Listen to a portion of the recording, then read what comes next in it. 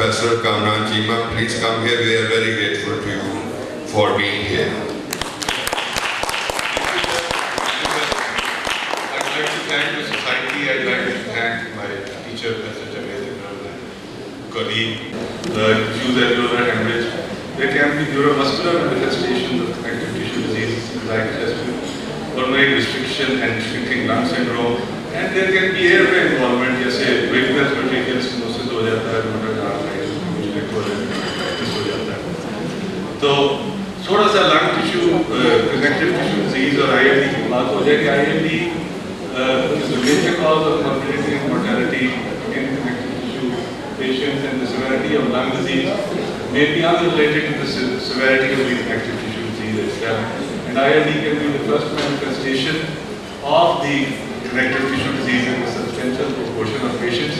जब रेजिडेंट के पास पेशेंट आएगा उसको सांस नहीं आ रहा, तो पेशेंट को नहीं पता जैसे कनेक्टिव टिश्यू डिजीज है, हमें नहीं पता. It's easier जब पता हो कि connective tissue disease है. It's more challenging to actually pick up the connective tissue disease when the patient presents to you with breathlessness, and it's more satisfying.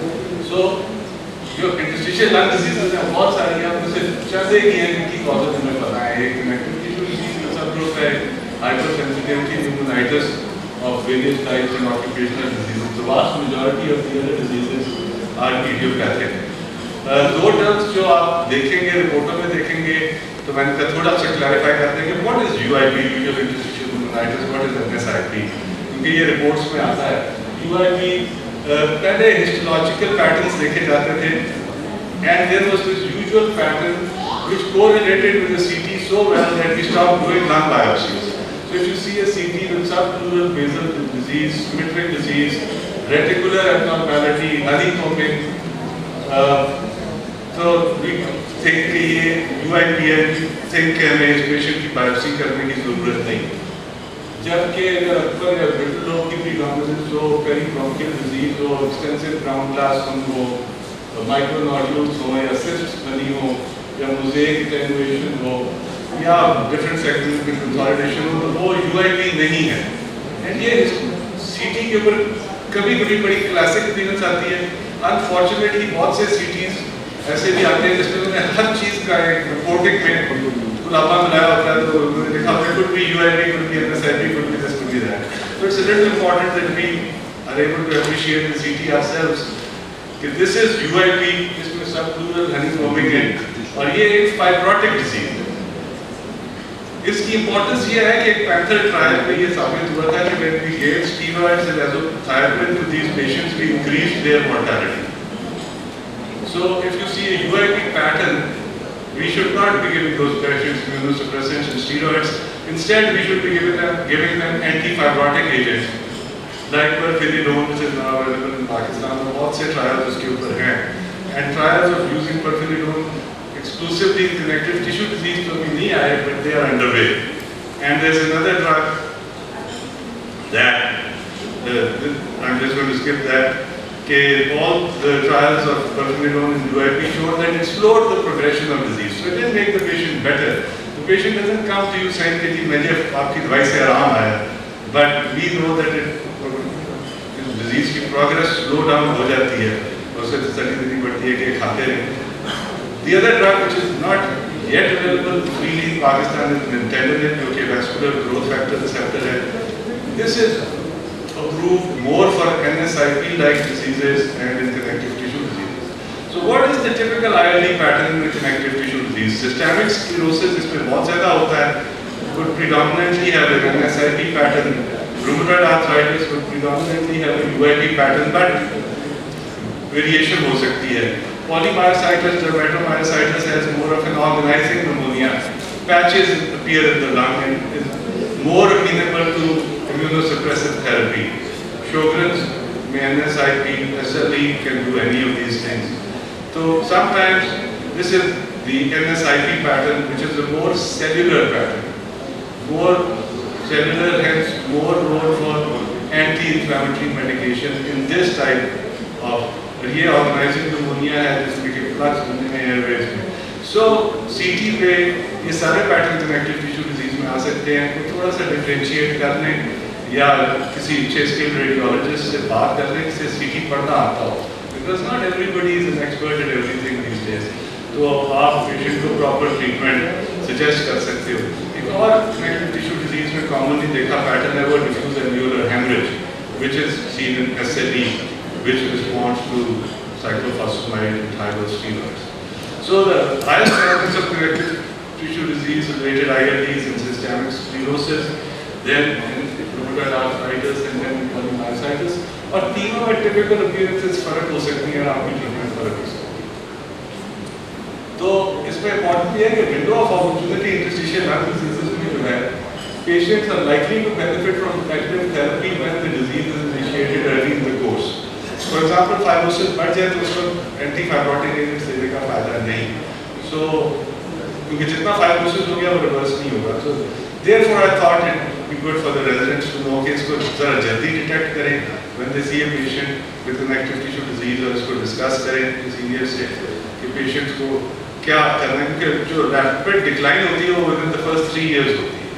So, किसी भी शख्स के लिए उसके बाद उसको हेल्प करना पेशेंट के लिए मुश्किल है। इन पेशेंट्स में मॉनिटरिंग ऑफ सिम्टम्स और PFTs को मॉर्बिडिटीज रिहैब वगैरह तो है ही। What are the comorbidities that we have to look at in these patients? Some of these patients will develop pulmonary hypertension either because of hypoxia or because of my next talk, thromboembolic hypertension, there is insufficient reflux. A lot of these patients have drug-induced lung disease. ये patients को methotrexate मिल रही है, patient को immunosuppressants मिल रहे हैं, they have opportunistic infections. A lot of them take steroids, get obese, develop sleep apnea. So we can't do anything about the ILD, but we can do something about the sleep apnea and make the patient more comfortable and improve their hypoxia. So I think these are things to bear in mind. The other large subgroup of diseases we see in connective tissue patients are pulmonary artery hypertension. Mean PA pressure more than 25, the wedge pressure equal to or less than 5, and increased pulmonary vascular resistance. ये एक जो है right heart cath है, जो जब मैं रविंद्र साहब से पढ़ के सीखा गया तो पहले दिन ICU में मुझे उन्होंने मेरी ड्यूटी लगा दी and I got to see this being performed. And I really was very fascinated by the wavelength, the waveforms as they changed as the catheter traveled through the different chambers, and decided that I want to be an intensivist. By the time I became an intensivist, studies came that showed कि ये test करने से patient की कोई survival तो बेहतर नहीं होती, because by that time echo आ गई, non-invasive waves आ गए, और picking up patients with interstitial lung disease. So this procedure was abandoned, but now it's coming back into popularity. You look at the different waveforms. I'm sorry, there's not enough time to discuss these, but the classic ACV waves, then ventricular waveforms, then pulmonary artery waveforms, and then again when you wedge, you see the AC waves and X and Y descent. That tell you that you're in the wedge position. The reason abhi echo aa gayi hai, echo is being used to diagnose pulmonary artery hypertension based on the peak tricuspid regurgitant velocity. And you add that to the estimated right atrial pressure, but ये कोई 80% sensitive or specific है. So if you were doing a study of a drug, then you would actually like to do a right heart cath and know the pressure and be able to measure whether the patient has reversible disease or not. But for practical purposes, we rely mainly on the echo here. We need to know the limitations of the echo. So there are various types of pulmonary hypertension. I don't want to burden the residents with those, but there are 3 yellow arrows over here. So class 1 वो जिसमें कि connective tissue disease के साथ associated है. Interstitial lung disease भी connective tissue disease patient में हो सकती है. Interstitial lung disease hypoxia करके pulmonary hypertension करेगी, और thromboembolic phenomenon के साथ chronic thromboembolic pulmonary hypertension भी patients में हो सकती है, और इन सारों की treatment different है. So amongst patients with pulmonary hypertension, connective tissue diseases are a large subgroup. The histology of idiopathic pulmonary hypertension and pulmonary hypertension associated with systemic sclerosis is a little different.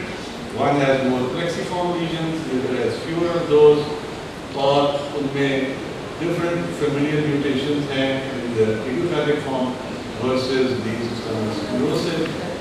The prognosis of idiopathic pulmonary hypertension, which had a 2-year survival when I was a resident, has improved considerably with medication, but the prognosis in those patients who have pulmonary hypertension is entering of systemic sclerosis, unfortunately remains poor. So if you look at patients here with idiopathic pulmonary hypertension versus those who have pulmonary hypertension in the setting of systemic sclerosis, the systemic sclerosis is worse. How do we gauge the patient with pulmonary hypertension? Well, we look for signs of right heart failure, we look at progression of symptoms, WHO classification, 6-minute walk test, integrated cardiopulmonary exercise testing. Here I would like to announce that the integrated cardiopulmonary exercise testing is going to be made available for the first time in Services Hospital. The test is currently not being performed anywhere in Pakistan. The equipment has been made functional, and this was my last contribution before I retired from Services Hospital. So the testing will be there, and I'm hoping that one of our chairpersons for today will take up that seat, and I have been coaching him in this and make sure that he has an interest and done courses on this, and he can take it forward, and this can be added. So sir, UHS can now coordinate with Services Hospital for this. We also have done volumes, body pressure sonography and other studies to malaria resistance at Services Hospital. So we started and close up there. Right heart cath army function के लिए renal dialysis के लिए अच्छा students के लिए how do we treat pulmonary hypertension well 25 years ago कोई treatment नहीं थी और सबसे पहले इस डिजीज में लंग ट्रांसप्लांटेशन यूज हुई बट अब 3 किस्म की ट्रीटमेंट्स हमारे पास हैं सबसे पहले प्रोस्टासाइक्लिन डेवलप हुई because the extreme right side पहले इकोप्रोस्टेनोल जो कि आईवी यूज होती थी then iloprost was inhaled थी और फिर एक sub-Q form भी आ गई they acted on the prostacyclin receptor अब एक oral भी आ गई है which is not a prostacyclin Selexipag which was approved in 2015 जो directly prostacyclin receptor पे act करता the other in the center you see the nitric oxide pathway sildenafil and tadalafil are both approved for pulmonary artery hypertension. They act at the nitric oxide pathway to increase cyclic GMP. A new drug has been approved called Reducimab, which directly goes and stimulates the soluble chloride cyclase receptor. So ये दवाइयाँ बाहर approved हैं. And then on the extreme left are the endothelin receptor antagonists, bosentan and bisaltin, जिनका के actually connective tissue diseases के vasculitis में भी role है. So if you see a connective tissue disease patient with necrosis in their fingers, this sort of a vasodilator would be more optimal for that. Unfortunately, ये class of drugs Pakistan में इनमें से कुछ कंपनियों ने available कर दी हैं, बाकी अभी नहीं available, but since they've been developed, hopefully they will become available over time. This is just a list of those medications that have been approved by FDA. Pakistan में सिर्फ बोसेंटन मिलती है, सिल्डेनाफिल स्मगल होके आ जाती है, अभी तक ये दो ही है. तो patient with pulmonary hypertension and in the setting of connective tissue disease, वो vasoreactivity test if you were doing the right heart cath, and if there was vasoreactivity, you would use an oral calcium channel blocker. And if the patient had improvement, you would continue that. Otherwise, we would have either an endothelin receptor antagonist or a PDE5 inhibitor or both. And for the high-risk patients who are at risk of dying, you would go directly to the prostacyclins, which are unfortunately not available here, but internationally recognized as the form in the army. So, a couple of just other things. ये एक 30-year-old patient हमारे पास आई, unexplained dyspnea on lying down.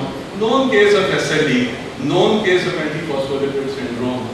वो उसको पहले SLE हुई, हमारे पास pneumonitis से आई, ठीक हो गई, दोबारा फिर आई तो we found that she had DVT and PE, treat हुई, चली गई, फिर आई उसको cavity disease थी, TB की वो treat हुई, ठीक हो गई. Then she comes in and this time we can't explain her dyspnea.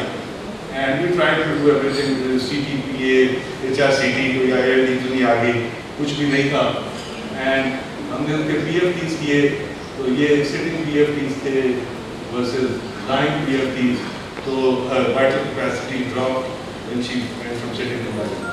So this lady had a rare syndrome in which the patient's diaphragms get weak, and this is rare but seen in SLE called shrinking lung syndrome.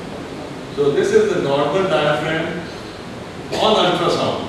When the diaphragm contracts, the tendon becomes thick. जैसे develop आते हैं biceps tight होके छोटा हो जाता है, मोटा हो जाता है. तो आप अल्ट्रासाउंड में डायफ्राम की मूवमेंट को देखते हैं और इसकी डायफ्राम बिल्कुल मूव नहीं कर रही. तो she had contracting carotid tendon, she had shrinking lung syndrome.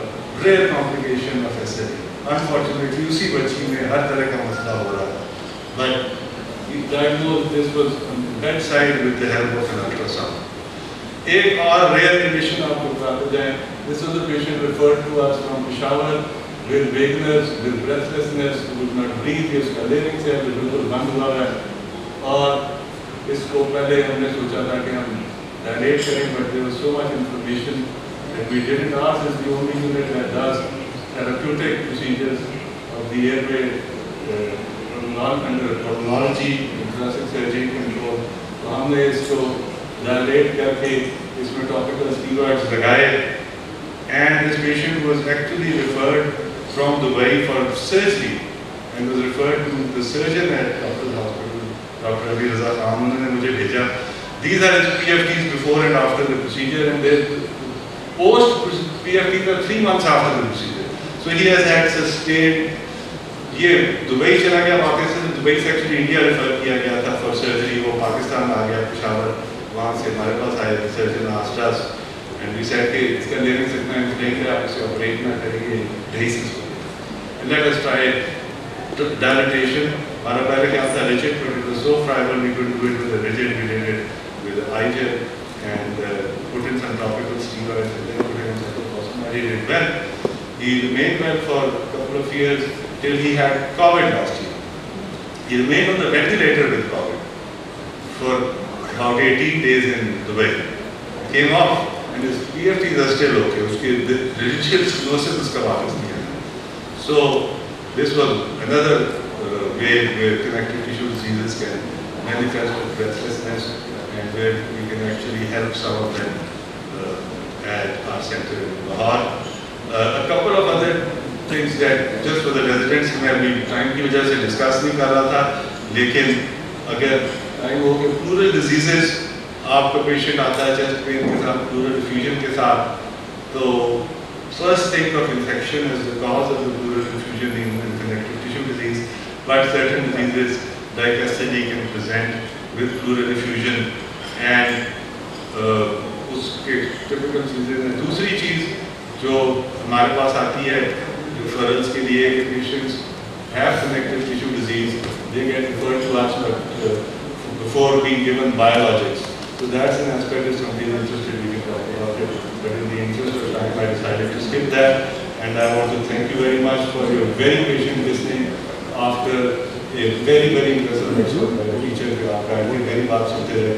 Sir के बाद मतलब है कोई चिरागों में रोशनी तो नहीं थी, लेकिन फिर भी उनके कहने में लेक्चर दे दिया.